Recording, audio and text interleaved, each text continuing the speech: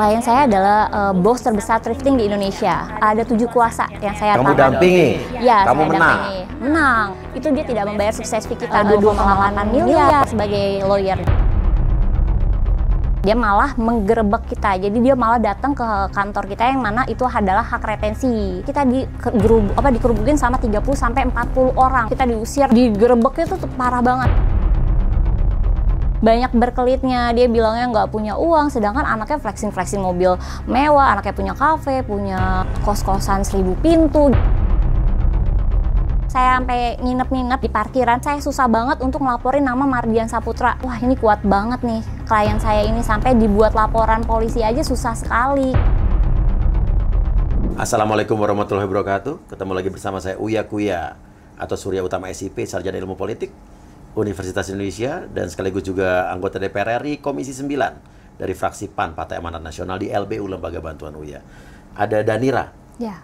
Sarjana hukum berarti? Sarjana hukum, Mas. Ya. Seorang pengacara yang justru mengadu ke Lembaga Bantuan Uya. Ini pengacara justru mengalami perlakuan yang tidak menyenangkan di bidang hukum. Betul, Mas Uya. Apa? Lu bermasalah dengan siapa? Klien saya adalah bos terbesar thrifting di Indonesia. Bos terbesar thrifting? Iya. Thrifting? Iya. Legal nggak nih maksudnya? Thrifting itu iya makanya thrifting.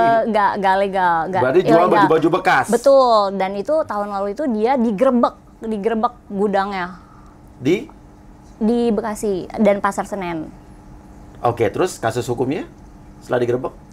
Setelah digerebek, udah dia menghilang gitu aja. Makanya ada di satu berita, kalau misalkan orang itu tuh masih buron, masih nggak tahu nih siapa nih yang punya tuh memang Mardian Saputra, klien saya. Cuma nama klien kamu? Nama klien saya Mardian Saputra. Tapi itu belum ditemukan tuh orangnya tuh, bentuknya tuh. Jadi cuma namanya aja. Oh, namanya di berita ada? Ada, namanya di berita ada. Tapi orang itu ada klien kamu? Ya, betul. Oke, tapi permasalahannya bukan dengan thrifting ini? Bukan permasalahan. Bukan. Apa permasalahannya adalah kamu, dia klien kamu? Iya. Kamu melakukan apa terhadap dia? Tindakan hukum apa? Ya, jadi awalnya itu dia itu perceraian dengan mantan istrinya. Saya ngurusin harta gono gini, juga saya ngurusin hak asuh anak. Saya juga ngurusin, jadi mantan istrinya juga memasukkan akta otentik. Jadi dia punya anak angkat, tapi dia memasukkan itu di akta otentiknya. Jadi banyak sih, ada 7 kuasa yang saya tangani. Kamu dampingi? Ya, saya Kamu dampingi. Menang. Hak asuh anaknya? Hak asuh anaknya juga kita yang menang, harta gono gininya juga kita yang menang. Hak asuh anak kandung, anak angkatnya? Yang anak kandungnya. Jadi anaknya umur berapa?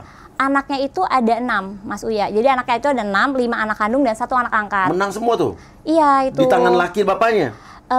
Jadi kalau misalkan, jadi gini loh, kalau yang di bawah usia, kan dia mintanya gini setengah-setengah saja. Yang di bawah usia 12 tahun itu dia memang pasrahnya ke ibunya aja gitu.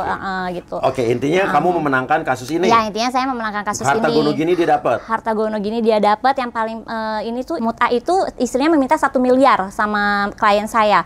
Tapi saya memenangkan itu 50 juta aja gitu. Dia membayar istrinya tuh 50 juta aja, itu kan sudah suatu prestasi. Tapi intinya kamu memenangkan kasus ini? Betul. Terus masalahnya di mana? Dia tidak membayar sukses fee kita. Ketika kita sudah menang selama setahun ini, itu dia tidak membayar sukses fee kita sebagai lawyernya. Oke, perjanjiannya ada? Ada. Sukses fee-nya berapa yang dia harus kasih setelah kamu memenangkan kasus ini? Yang dia kasih itu mantan istrinya mendapatkan 2 miliar plus 31 meter. Dan itu kita udah menang tuh, udah sesuai achievement yang dia kasih challenge ke kita gitu. Sebagai lawyer. 2 miliar dan 31 meter rumah. 31 meter rumah? Ya, rumah? Tanah kayak bentuk tanah gitu, 31 meter. Oke, di daerah? Di daerah Penggilingan. Oke, dia udah janjinya tuh sukses fee-nya? Ya, sukses. Itu yang kita kasih harta gono gini ke mantan istrinya tuh. Apa challenge dia? Challenge dia ke kita adalah kalau misalkan kita bisa di bawah 5 miliar, mantan istrinya di bawah 5 miliar dapat sukses dapat harta gono gininya, berarti itu kita menang gitu. Dan ada tertulisnya? Ada, semua ada tertulisnya. Tapi di perjanjian. Ternyata pas habis menang sudah dia tidak membayar kita. Dia malah menggerebek kita. Jadi dia malah datang ke kantor kita yang mana itu adalah hak retensi. Hak retensi adalah apa nih? Hak retensi itu adalah haknya advokat. Jadi setiap kasus itu biasanya advokat itu kita meminta hak retensi. Jadi kita ada perjanjiannya jelas di situ. Hak retensi akan dikembalikan kalau klien kita sudah membayarkan lunas ke kita. jasa-jasa kitanya gitu Mas Uya. Yang digerebek rumah siapa itu? Yang digerebek itu rumah Mardian, rumah klien saya, dan itu tapi memang atas nama mantan istrinya, jadi gitu. Dan kamu berhak menempati itu pada saat itu? Berhak, ada semua surat perjanjiannya, surat pernyataan kalau kita berhak menempati hak retensi itu. Sampai dia melunasi biaya kita semua nih. Emang ada perjanjiannya? Ada semuanya. Terus digerebek saat? Digerebek saat tanggal 5 Agustus, dia bilangnya tuh, bilangnya ke saya dan ibu saya sudah OTW mau ke kantor untuk membayar sukses fee-nya. Tetapi bukannya kita dibayar, tapi kita dikerubukin sama 30-40 orang Mas Uya. Kita diteriak-teriakin, kita dibilang mafia hukum, segala macam gitu. Loh kan dia udah berhasil, bukannya kamu berhasil memenangkan kasusnya? Betul. Untuk dia? Iya. Saya sudah memenangkan kasusnya untuk dia, tapi dia malah timbal baliknya ke kita tuh kayak gitu. Kita malah diteriak-teriakin, kita diusir, digerebeknya tuh parah banget. Ada videonya? Ada videonya, ada semuanya. Kita lihat.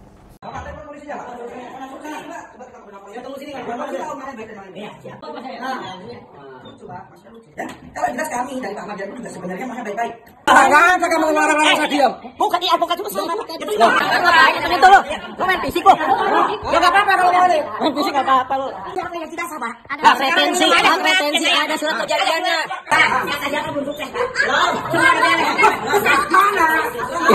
Yang bikin lama nih. Nunggu orang Korea. Tidak serta-merta keluar gitu saja, ya. Buat kasus. Iya. Siapa aja orang-orang tadi itu? Orang-orang tadi itu klien saya, mantan istrinya, anaknya, dan juga ada satu orang yang namanya Randy. Dia itu bilangnya saudara, Mas Uya. Ternyata dia bukannya saudara, ternyata dia adalah advokat. Nah, kita udah laporin dia nih ke PPKHI, organisasinya dia. Cuma itu susah sekali. Saya laporin dia tuh udah sampai 2 kali. Atas dasar apa kamu ngelaporin dia? Atas dasar kode etik. Karena dia menyalahgunakan, dia yang teriak, dia yang menyuruh massa untuk meneriaki kita mafia hukum, pemerasan kayak gitu. Apa nama asosiasi? PPKHI. Nah, kita lapor ke PPKHI, itu saya udah lapor lewat WhatsApp segala macam, tapi tidak diindahkan sama PPKHI. Akhirnya saya buat surat menyurat ke PPKHI. Sampai sekarang saya lapor ini nggak digubris, jadi bener-bener dicuekin aja gitu. Karena itu masuk kode etiknya advokat juga. Beda ya waktu saya dulu kita melaporkan seseorang ke KAI, langsung ditindaklanjuti, langsung ada sidang kode etik. Nah itu dia. Beda ya. Mungkin PPKI mungkin nggak nyampe kali ke atasannya mungkin. Mungkin kalau habis denger ini mungkin nyampe baru langsung ditindaklanjuti kali ya. Betul. Semoga makanya saya berharap positifnya mungkin itu. Suratnya nggak nyampe gitu ya. Ya. Dan intinya kode etik profesi yang benar adalah di mana kode etik itu asosiasi kode etik tersebut mampu bertindak seobjektif mungkin dengan tidak melindungi oknum-oknum anggotanya jika ada disinyalir melakukan pelanggaran kode etik. Ya, itu yang benar. Iya, harusnya seperti itu, betul. Ya, mudah-mudahan ini benar ya. Ya, semoga ini dengan adanya saya mau ngobrol sama Mas Uya nih, semoga ini PPKHI mengindahkan ini laporan saya nih. Si klien kamu ada nggak di video tadi itu? Kenapa? Ada. Yang mana tadi itu? Klien saya yang pakai topi putih ada tuh. Nah, itu klien saya. Terus mantan istrinya juga ada? Mantan istrinya ada yang pakai kerudung warna hitam. Loh, mereka jadi temenan tuh bagaimana? Nah, itu dia Mas Uya, itu juga yang lucunya tuh. Tadinya mereka tuh bener-bener nggak mau tuh satu sama lain ketemu. Nah, itu dari situ jadi mereka bekerja sama, berkolaborasi untuk tidak membayar kami. Karena ada satu mantan istrinya sampai teriak-teriak sama anaknya, dia bilang gini, saya aja dapat harta gono gini cuma 2 miliar kata dia. Kenapa pengacaranya dapatnya 2,8 miliar padahal gitu itu challenge kan? yang dikasih. Padahal itu challenge yang iya. Betul. Nah, itu dia. Intinya setelah itu kamu keluar dari situ? Intinya enggak, karena kita masih mempertahankan hak retensi kita, dan kita akhirnya dari situ kita usir juga tuh dia. Tapi tetap aja karena kita cuma berempat Mas Uya, mereka ada sekitar 40 orang, tetap aja kita kalah. Akhirnya kita memanggil bantuan kepolisian pada saat itu setempat di polseknya di Bogor itu gitu. Nah, udah sudah seperti itu kita ditengahi. Habis itu saya laporan nih untuk laporan.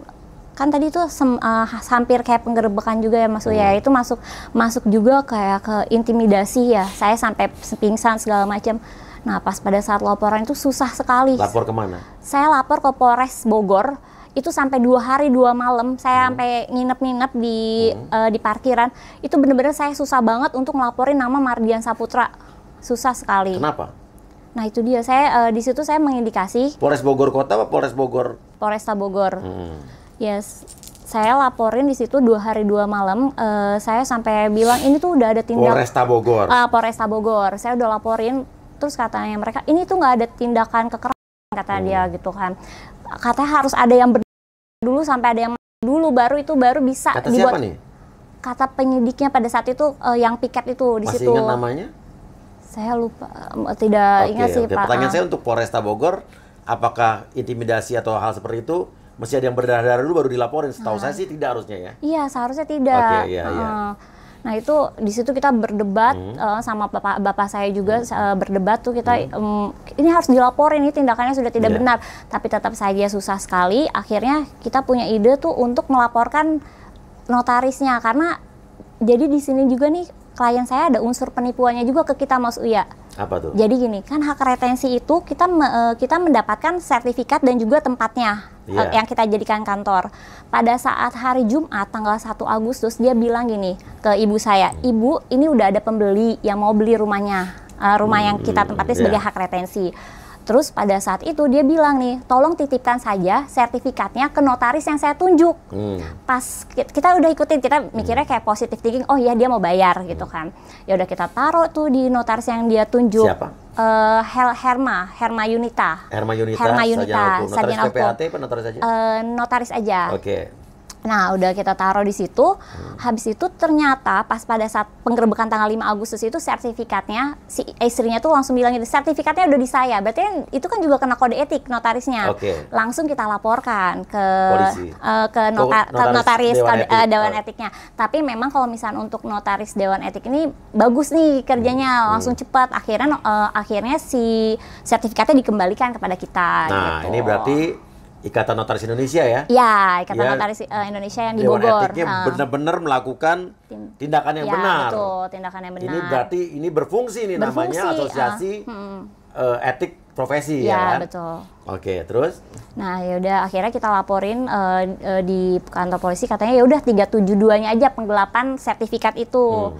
Ya udah akhirnya kita laporin si notarisnya, kita kekeh nih Mas Uya, ini tuh udah ada intimidasi, anak saya sampai pingsan kayak gitu kan.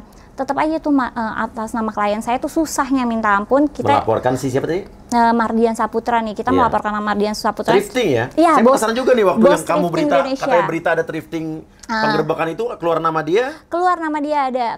Jadi di salah satu berita itu bos thrifting di Indonesia Mardian Saputra. Nah itu orangnya nggak tahu nih, masih di ibaratnya kayak mereka tuh cuma tahu nama tapi nggak tahu orangnya. Ini orangnya ada padahal? Ada orangnya. Nah ini klien saya. Dulu yang ngerebek siapa pada saat itu?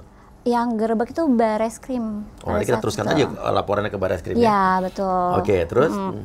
Nah, habis itu kita nggak tembus nih Mas Uya di Polres Bogor, Polresta Bogor, kita nggak tembus, kita datanglah ke Polda Metro Jaya.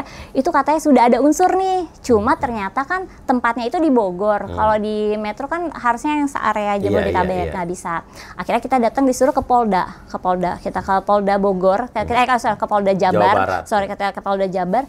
Di situ juga saya nginep Mas Uya. Akhirnya kita ketemulah tuh sama salah satu orang di situ penyidiknya, dia bilang, oh ini masuk nih, saya udah sempat dikasih katanya gini, yaudah videonya taruh di flash disk ya. Saya minta, tiba-tiba pas kita udah mau buat laporan itu dia dipanggil oleh atasannya, oleh kanitnya, tiba-tiba berapa menit nih kita tunggu, langsung dia bilang nggak bisa, ini nggak bisa dibuat laporannya. Di situ kan kita jadi bertanda tanya nih. Masih ingat penyidiknya siapa pada saat itu? Saya coba next laporin lagi, catat namanya. Ya, betul. Nanti kita saya coba laporin, kita sebarluaskan aja informasinya, karena kita nggak bukan berita bohong nih kan? Bukan berita bohong, ini kenyataan yang saya alami, kenyataan yang salah. Maksudnya jangan sampai ada warga biasa sulit melapor polisi dan itu jadi kenyataan percuma lapor polisi. Saya nggak mau kayak begitu. Bahwa sekarang Presiden Prabowo sudah memerintahkan untuk penegakan hukum besar-besaran di Indonesia ini, artinya kalau sampai ada masyarakat yang merasa sulit atau merasa mendapatkan ketidakadilan dalam hukum atau diskriminasi dalam hukum, lapor kita sampaikan, kita viralkan. Iya, betul, Ya? Mas Uya. Oke. Ya, dari situ tuh, wah, Dan jangan sampai ada lagi nih usus-usus orang-orang yang diduga kebal hukum. Apalagi yang diduga pernah melakukan tindakan pidana. tindakan pidana Iya. gitu. Jangan sampai nih ya. Nah, dari situ itu saya udah bingung nih, kok kayak gini gitu kan. Akhirnya saya disuruh pulang, katanya. Udah pulang aja, nggak bisa dilaporin gitu kan. Udah. Pas pulang lagi kita coba kekeh lagi nih Mas Uya ke Polresta Bogor lagi. Karena ganti lagi nih orangnya kan piket ya, ganti lagi. Nah, itu salahnya saya lupa tuh namanya. Dia udah oke juga, dia udah oke, terus kata ibu saya melihat itu main mata, tiba-tiba nggak bisa. Jadi dari situ saya, wah ini kuat banget nih klien saya ini, sampai dibuat laporan polisi aja susah sekali kayak gitu, Mas Oke, Uya. coba besok lapor lagi. Ya, Nanti koordinasi sama saya, nanti kita telepon Kapolresnya atau Kapoldanya gitu ya. Ya. Ada apa ini gitu kan? iya, Kalau emang tidak benar-benar tidak masuk unsur atau yang masuk jadi tidak dibikin tidak masuk gitu kan? Iya, betul. Oke. Dan menurut saya Mas siapa tadi? Pak Mardian Saputra. Mardian Saputra, menurut saya kalau emang Anda adalah pengusaha ya, pengusaha itu harusnya punya etika ya. Dan apalagi ini adalah pengacara yang memang sudah memenangkan kasus Anda, menurut saya bayarkanlah haknya. Bayarkan haknya. Janganlah jadi pengusaha yang atau orang-orang, ini umum ya, yang betul. zolim Ya, benar. terhadap hak orang lain. Tapi kalau menurut Anda juga, menurut Anda di pihak yang benar, di yang salah, ngomong juga di sini. Siapa tahu Mbak ini juga yang mengada-ngada gitu kan ya. Kita terbuka nih gitu kan ya. Tapi intinya menurut saya, pengusaha itu yang dipegang adalah komitmennya. Ya. Etikanya juga. Tapi pertanyaan saya lagi tadi, pernah ada kasus apa tadi? Thrifting ya? Thrifting. Coba kasih saya link-linknya ya. segala Ya, macam. nanti saya kasih coba tahu saya- Mas Uya link-linknya. Ya, nanti saya, jangan sampai ini merembet kemana-mana gitu kan ya. Ya, betul. Oke, segeralah bayar haknya kalau memang itu haknya dia. Ya. Ya. Dan dia tuh zolimin gini nih Mas Uya, dia bilangnya kan bilangnya tuh kalau ke kita tuh kemahalan gitu kan. Sedangkan Kan udah sudah ada perjanjian iya, ya? kalau kemahalan itu ada relatif ya. Karena kan kita sudah sepakat pada saat kita mengerjakan sesuatu itu, kita sudah sepakat dan sudah menandatangani perjanjian itu. Di situ dia tuh bilang, "Saya nggak menandatangani, saya nggak baca." Akhirnya saya kasih tuh kirim foto-foto dia pas tanda tangan, dia baru oh iya, dia langsung kayak malu kayak gitu. Jadi banyak berkelitnya, dia bilangnya nggak punya uang, sedangkan anaknya flexing mobil mewah, anaknya punya kafe, punya kos-kosan 1000 pintu gitu loh Mas Uya. Sedangkan untuk bayar hak kitanya susah sekali gitu. Oke, langsung aja sama orangnya Mardi siapa tadi? Kamu Mardian ngomong Saputra. langsung, ngomong apa? Yuk. Mardian Saputra, tolong bayar hak kita sebagai lawyer Anda karena kita sudah menyelesaikan tugas-tugas kita. Tuh. Oke, coba kita lihat apakah ada reaksi dari dia. Iya. Kalau enggak, nanti ya coba laporkan lagi, nanti saya kawal coba ya. Ya, oke, siap Mas Uya. Oke, dan menurut saya sih Anda yang namanya tadi Mardi siapa tadi itu ya? Mardian Saya lupa. Saputra ya. Selesaikan masalah kamu dengan dia. Sebelum ini akhirnya merembet ke hukum dan nanti ke hukum-hukum yang lain gitu kan. Iya, Karena dia bisa, menurut saya bisa panjang ujung-ujungnya nih nanti nih. Iya. Ya. Iya, betul. Iya, dan mungkin anggap saja yang kemarin Pak Prabowo belum ngomong bahwa dia merintahkan bahwa semua harus tegak lurus. Iya. Tapi kemarin dia udah kasih perintah kan. Ini mungkin bisa beda lagi ya. Ya nih, semoga nih Iya, iya. hak saya terbayarkan Iya, iya, dan ya menegakkan hukum di Iya. Indonesia nih Mas Uya, Iya, karena iya. saya ngerasa ini saya aja seorang lawyer aja kalau misalkan nggak ada di kantor polisi itu kalau nggak ada perizinan segala macam tuh susah sekali untuk ngelaporin nih. Ya, Capek. sekarang pokoknya jangan pernah takut untuk melaporkan kalau ada hal-hal yang miring-miring di aparat manapun, ya. Iya. Laporkan saja, laporkan termasuk ke saya. Dan kita juga, saya pribadi, Uya Kuya, dan juga fraksi PAN, siap untuk mengawal apapun yang namanya ketidakadilan dalam hukum atau penyimpangan-penyimpangan oknum-oknum aparat apapun ya, di institusi manapun. Ya, lapor ke kita. Ada Instagram saya juga, king_Uya Kuya. Terima kasih, semoga masalah cepat kelar. Iya, siap, Mas ditunggu Uya, juga makasih. responnya dari Mardian itu. Mardian Ya. Saputra. Mau selesaikan atau tidak, atau mau saya perantaranya juga hubungi saya juga boleh, ya. Atau ya terserah mau lanjutnya dengan cara apa ya. Ya. Terima kasih. Wassalamualaikum warahmatullahi wabarakatuh. Ya, Waalaikumsalam warahmatullahi wabarakatuh.